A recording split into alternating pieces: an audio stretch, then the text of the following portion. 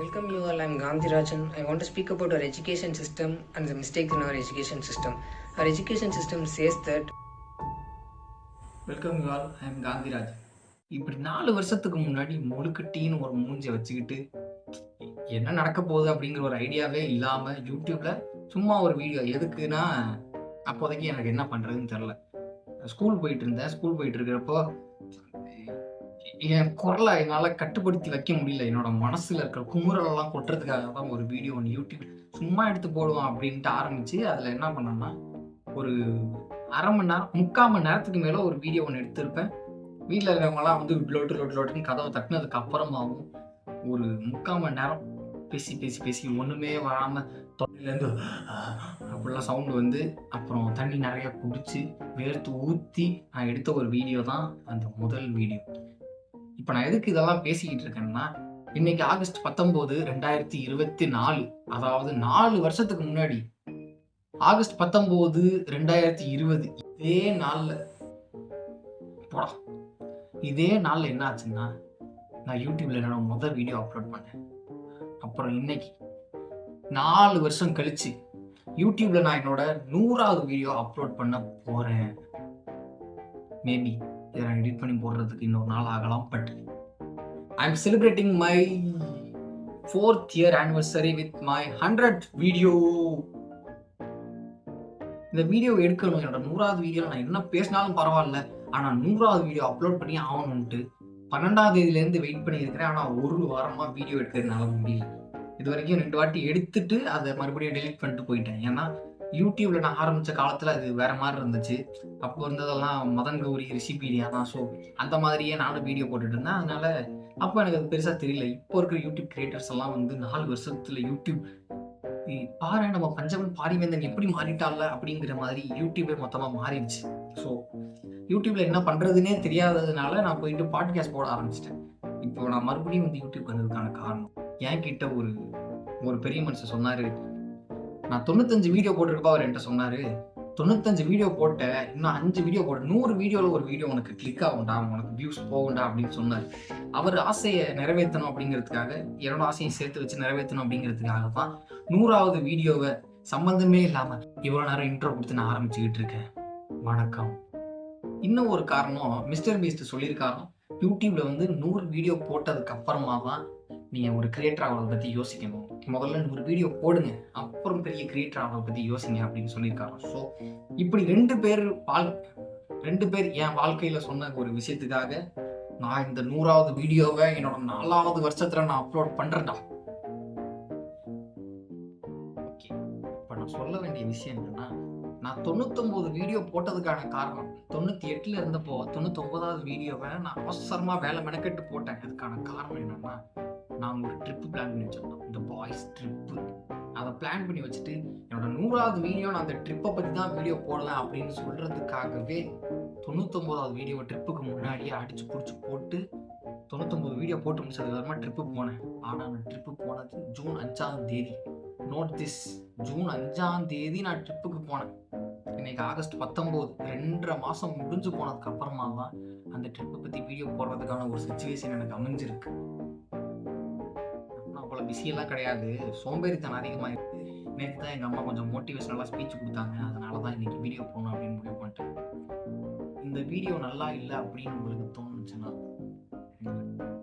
Continuity வேணும்டா.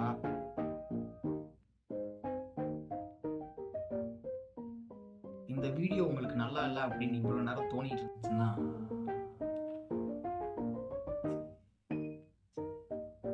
நீங்கள் அப்படியே ஃபோனை வச்சுட்டு ஓரமாக நீங்கள் போயிருங்க. ஃபோன் இருக்கட்டும், நீங்கள் போயிட்டு வேறு ஏதாவது வேலை பார்த்துட்டு ஒரு 5-6 நிமிஷம் கழிச்சு வந்தீங்கன்னா வீடியோ முடிஞ்சிருக்கும். முடிஞ்சதுக்கு அப்புறமா இந்த வீடியோ எடுத்து வச்சுட்டு ஃபோனை க்ளோஸ் பண்ணிட்டு வேறு வேலையை பார்த்துருங்க. எனக்கு வீடியோ போகணும், அவ்வளோதான். ஓகே, நீங்களும் எங்களை மாதிரியே ரொம்ப நாளாக வாய்ஸ் ட்ரிப் பிளான் பண்ணி அது நடக்கலை அப்படின்னா, இப்போ நான் சொல்ல போகிற இந்த விஷயத்தையெல்லாம் இந்த மாதிரி ஒரு நோட்டோ ஒரு பேப்பரோ எடுத்து இப்படி ஒரு பேனா வச்சு எழுதி முடிச்சுக்கோங்க. அதுக்கப்புறமா நான் சொல்கிற ஒவ்வொரு விஷயத்தையும் நீங்கள் கேர்ஃபுல்லாக ஃபாலோ பண்ணிங்கன்னா மட்டும்தான் உங்களால் ஒரு பாய்ஸ் ட்ரிப்போ இல்லை ஒரு கேர்ள்ஸாக இருந்தீங்கன்னா உங்கள் கேர்ள்ஸ் ட்ரிப்பையோ கம்ப்ளீட் பண்ண முடியும். ஃபேமிலி ட்ரிப்பெல்லாம் லிஸ்ட்டில் வராதுங்க. ஓகே, ஃபஸ்ட்டு விஷயம் என்னென்னா, கூட இருக்கிற ஃப்ரெண்ட்ஸ் வந்து எப்படின்னா, அந்த 6 மணி ஆனால் வீட்டுக்கு போகணும், 7 மணி ஆயிடுச்சா எங்கள் வீட்டில் சாப்பிட சொல்லுவாங்க, அப்புறம் ஃபோன் பண்ணி நைட்டு சீக்கிரம் வீட்டுக்கு வாடான்னு சொல்லிடுவாங்க. இப்படி இருக்கிற ஃப்ரெண்ட்ஸ் எல்லாம் உங்கள் கூட இருந்தாங்க அப்படின்னா, நீங்கள் ஒரு பாய்ஸ் ட்ரிப் போகிறதுக்கான வாய்ப்பு சுத்தமாக கிடையாது. அவ்வளோதான், பாய்ஸ் ட்ரிப்பு ஒன்றுங்கிறத மறந்துடணும். சோலோவாக ட்ரிப்பு போயிட்டு சந்தோஷமாக இருங்க. கூட இருக்கிற ஃப்ரெண்ட்ஸை நம்பாதீங்க. ஓகே, ஃபஸ்ட்டு விஷயம் என்ன சொன்னேன், சீக்கிரமாக வீட்டுக்கு போகிற ஃப்ரெண்ட்ஸை அவாய்ட் பண்ணிட்டு தான் நீங்கள் ட்ரிப்பு போடணும். நோ, எனக்கு போட்டுக்கோங்க, சீக்கிரமாக போகிற ஃப்ரெண்ட்ஸ் வர வேண்டாம். ஓகே, ஃப்ரெண்ட்ஸ் போக வேண்டாம். நோ ஏர்லி ஃப்ரெண்ட்ஸா? ஓகே, அப்புறம் எழுதியாச்சா? அடுத்தது ரெண்டாவதாக நம்ம ஃபாலோ பண்ண வேண்டிய விஷயம் என்னென்னா பட்ஜெட். ரொம்ப ரொம்ப முக்கியமான ஒரு விஷயம். பட்ஜெட் வந்து நீங்கள் போகிற ஒரு இடத்த பொறுத்து இருக்குது. நாங்கள் எதிர்பார்த்தது சாப்பாட்டுக்கு ஒரு நாளைக்கு ஒரு 300 ரூபாயில் முடிச்சிடலாம், 300 ரூபாய் 200 ரூபாயில் முடிச்சிடலாம். ஒரு நாள் சாப்பாடு 200 ரூபா, நாங்கள் 4 நாள் இருக்க போகிறோம். எப்படியும் பார்த்தா 800 ரூபாய்க்கு ஒரு நாள் சாப்பாடை ஒரு ஆளுக்கு முடிச்சிடலாம்.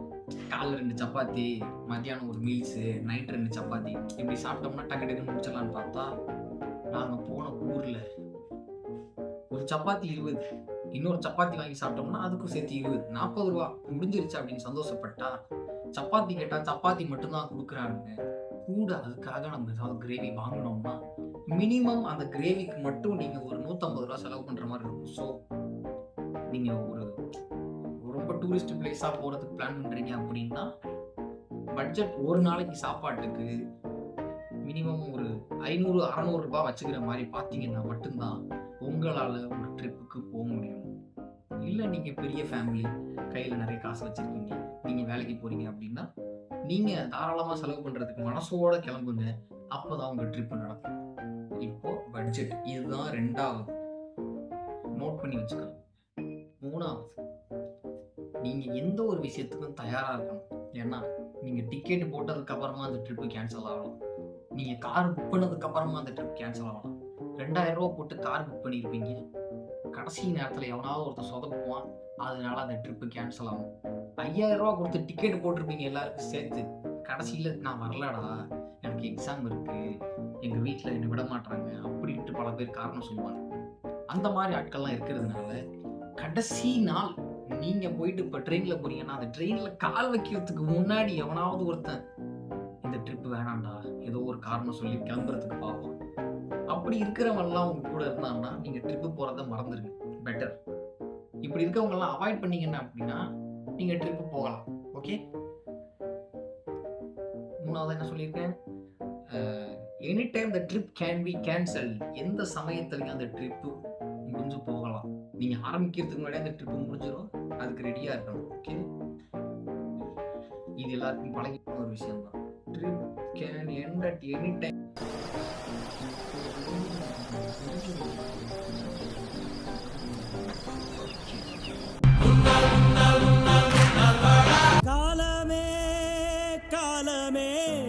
நம்ம நாலாவதா கடைபிடிக்க வேண்டிய விஷயம் என்னன்னா, நம்மளோட ஃப்ரெண்ட்ஸ் குரூப் வந்து ரொம்ப சின்னதாக இருந்துச்சு அப்படின்னா, இப்போ ஒரு 6 பேர் தான் ஒரு ஃப்ரெண்ட்ஸ் குரூப்பில் இருக்கோம் அப்படிங்கிறப்போ இருக்கிறவங்க எல்லாரையும் பிடிச்சி உள்ளே போட்டு கொண்டு போனால் தான் நம்மளால ஒரு ட்ரிப்பு போக முடியும். இப்போது நாங்கள் 4 பேர் ட்ரிப்பு போனோம், 5 பேருக்கு டிக்கெட் புக் பண்ணி, 5 பேருக்கு ரூம் புக் பண்ணி, 5 பேருக்கு கார் புக் பண்ணி எல்லாத்தையும் பண்ணதுக்கப்புறமா 4 பேர் மட்டும்தான் ட்ரிப்பு போனோம். அதனால என்ன ஆச்சுன்னா, எக்ஸ்ட்ராவாக ஒரு அவன் போட வேண்டிய ஒரு 5000 ரூபாய் நாங்கள்லாம் பிரித்து எங்கள் பட்ஜெட்லேருந்து எக்ஸ்ட்ராவாக போட வேண்டியதாக போயிடுச்சு. இதனால நான் என்ன சொல்ல வர்றேன்னா, நீங்கள் வந்து உங்கள் ஃப்ரெண்ட்ஸ் சர்க்கிளை பெருசாக வச்சுருந்தா மட்டும்தான் ஒரு 20 பேரை கேட்டதுக்கு அப்புறமா இந்த நாளில் இந்த டைமுக்கு அவர் அவைலபிளாக இருப்பாரா. அப்படி அவைலபிளாக இருந்தாலும் அந்த நாளில் இப்போ நம்ம ட்ரிப்பு கிளம்பி போகலாம், திருப்பி வர்ற அன்னைக்கு எனக்கு எக்ஸாம் இருக்குடா, நம்ம 10 நாளைக்கு ட்ரிப்பு பிளான் போடுறோம், 5 நாளைக்கு ட்ரிப்பு பிளான் போடுறோம், 5ஆவது நாள் எனக்கு எக்ஸாம் இருக்குது, அதனால நான் 4ஆவது நாளே அங்கிருந்து கிளம்பி நான் மட்டும் தனியாக வந்துடுறேன், 5ஆவது நாள் நான் வந்து எக்ஸாம் எழுதிக்கிறேன், அதுக்கப்புறமா நம்ம வந்து ட்ரிப்பை பற்றி பேசி பட்ஜெட்லாம் போட்டுப்போம், பட்ஜெட்லாம் ஷேர் பண்ணிப்போம் அப்படின்னு ஒருத்தன் சொல்லுவோம். அதனால எவனுக்கு என்னென்ன வேலை இருக்கு, 5 நாள் ட்ரிப்பு போட்டால் 5 நாளைக்கு அவன் சும்மா இருக்கானா, 5 நாளைக்கு அவனுக்கு வேலை இல்லையா அப்படிங்கிறது முக்கியமாக பார்த்துக்கணும். So make sure that everybody is available for the whole trip. Make sure எழுதுங்க that everybody is available.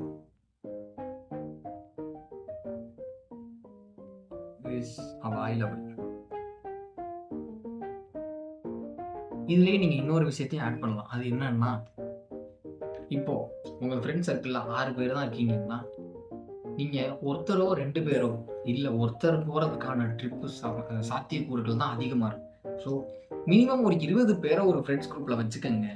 அதுல இருக்கிறவங்க எல்லார்ட்டையும் 1 மாசம் 2 மாசத்துக்கு முன்னாடில இருந்தே கெஞ்சிக்கிட்டே இருந்தீங்கன்னா, ஒரு 2-3 பேர் கன்ஃபார்மா இருக்கிற ஒரு 2-3 பேர், நானு, என் ஃப்ரெண்டு இன்னொருத்தன், அப்புறம் என் ஃப்ரெண்டு இன்னொருத்தன், நாங்க 3 பேர் சேர்ந்து ஒரு 20 பேர்கிட்ட கெஞ்சினதுக்கு அப்புறமா தான் எங்களால எக்ஸ்ட்ராவா ஒரு ஆளை பிடிக்க முடிஞ்சுச்சு. ஸோ உங்க குரூப்ல அட்லீஸ்ட் ஒரு 15 பேரை வச்சுக்கோங்க. அப்பதான் 15 பேர்கிட்ட கெஞ்சி ஒரு 4 பேர் 5 பேர் அந்த ட்ரிப்புக்கு போக முடியும். இதுதான் நம்ம நோட் பண்ண வேண்டிய 5வது பாயிண்ட். ஃப்ரெண்ட் சர்க்கிள்ல வந்து பெருசா வச்சுக்கணும். Big friend circle. ஓகே. 6வது அதோட கடைசியான விஷயம் என்னன்னா, இப்போ நம்ம ஒரு ட்ரிப்பு பிளான் போடுறோம்.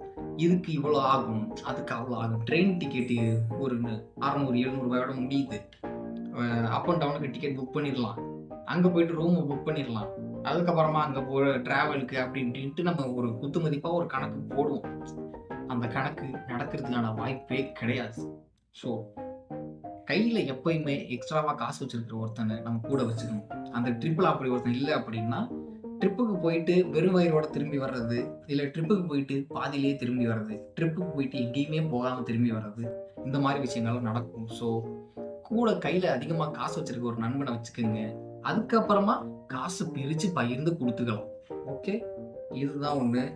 கடைசி விஷயம், காசு அதிகமாக இருக்கிற ஒரு பிக் ஹேண்ட் ஃப்ரெண்டு, இங்கிலீஷ் இப்படி தான் இருக்கும். ஒரு பெரிய கையுடைய ஒரு நிறைய காசு இருக்கிற ஒரு ஃப்ரெண்டை கூட வச்சுக்கிட்டீங்க அப்படின்னா, உங்கள் ட்ரிப்பில் உங்களுக்கு தேவையான எக்ஸ்ட்ரா செலவுகளை அவர் பார்த்துப்பாரு. கடைசியில் வந்து அமௌண்ட்டை ஷேர் பண்ணி கொடுத்துக்கலாம். இதுதான் நான் சொல்ல வந்த 6 விஷயங்கள். இன்னும் பெருசாக போடலாம், ஆனால் அவ்வளோ பெருசாக மொக்க போடுறதுக்கு எனக்கு விருப்பம் இல்லை. ஸோ முதல் விஷயம், ஃப்ரெண்ட்ஸ் என்ன பண்ணுவாங்க, எல்லாரும் ரெடியாக இருக்காங்களான்னு பார்த்துக்கங்க. ஏன்னா இவன் ஒரு காரணம் சொல்லுவான், அவன் ஒரு காரணம் சொல்லுவான். ட்ரிப்புக்கு வர மாதிரியே பேசிக்கிட்டு இருப்பான். ஆனால் திடீர்னு பார்த்தா, இல்லைடா எனக்கு எக்ஸாம் வந்துருச்சுடா, என்னால் வர முடியாதா அப்படின்னு சொல்லுவான். இவனாவது பரவாயில்ல, ட்ரிப்புக்கு முன்னாடி தான் சொல்லுவான். இன்னொருத்தன் ட்ரிப்புக்கு டிக்கெட்லாம் போட்டதுக்கு அப்புறமா ஒருத்தர் சொல்லுவான், ஏய் நம்ம 5 நாள் ட்ரிப்பு பிளான் போட்டிருக்கோம், எனக்கு 4 நாள் ஓகே, 5வது நாள் எக்ஸாம் இருக்குது, அதனால நான் 5வது நாள் மட்டும் உங்களுக்கு முன்னாடியே நான் 4வது நாளே கிளம்பி வந்துடுறேன், வந்துட்டு நான் எக்ஸாம் எழுதணும் அப்படின்னு சொல்லுவான். அதனால இந்த மாதிரி ஃப்ரெண்ட்ஸ் எல்லாம் கொஞ்சம் பார்த்து வச்சுக்கிட்டு, அப்புறம் பட்ஜெட் கரெக்டாக வச்சுக்கோங்க. ஒரு பெரிய கை, ஒரு நல்ல ஃப்ரெண்டு ஒருத்தர் நிறைய காசு வச்சிருக்கவரா கூட வச்சுக்கிட்டீங்கன்னா இன்னும் better, much better to make a trip. அப்புறம் ஃப்ரெண்ட் சர்க்கிள் பெருசா இல்லைன்னா பாய்ஸ் ட்ரிப் போறத நீங்க நினைச்சு கூட பார்க்க கூடாது. ஏன்னா நாங்க ஒரு 20 பேர்கிட்ட கெஞ்சி, நாங்க ஸ்கூல் முடிச்சு பல வருஷங்கள் ஆயிடுச்சு. ஸ்கூல் முடிச்சதுக்கு அப்புறமா இருக்கிற ஸ்கூல் ஃப்ரெண்ட்ஸ்ல படிச்சு முடிச்சுட்டு ரொம்ப வருஷத்துக்கு முன்னாடியே போனவன், படிச்சுக்கிட்டு இருக்கும்போது 10வதுல வெளில போனவன், 7வதுல வெளில போனவன், சம்பந்தமே இல்லாம யாரோ ஒருத்தர், நான் ஸ்கூல் ஃப்ரெண்ட்ஸோட ட்ரிப்பு போறதுக்கு என் காலேஜ் ஃப்ரெண்டெல்லாம் கூப்பிட்டு இருந்தேன், டிக்கெட் போட்டோம் ஆள் இல்லை அப்படின்ட்டு. ஸோ இந்த மாதிரி எல்லா விஷயத்தையும் தாங்கிறதுக்கான ஒரு மனசு இருந்துச்சுன்னா மட்டும் பாய்ஸ் ட்ரிப் போகலாம் அப்படின்னு பிளான் கொடுங்க. கோவா ட்ரிப் போட்டு கேன்சல் ஆன நண்பர்களுக்கு இந்த வீடியோ சமர்ப்பணம். இதையெல்லாம் தாண்டி ஒரு ட்ரிப் நீங்கள் போயிட்டீங்கன்னா அது நிச்சயமாக ஒரு மெமரபிளான ட்ரிப்பாக இருக்கும். நன்றி, வணக்கம். 100வது வீடியோவுக்கு எல்லாரும் கங்க்ராச்சுலேஷன் சொல்லிட்டு போங்க.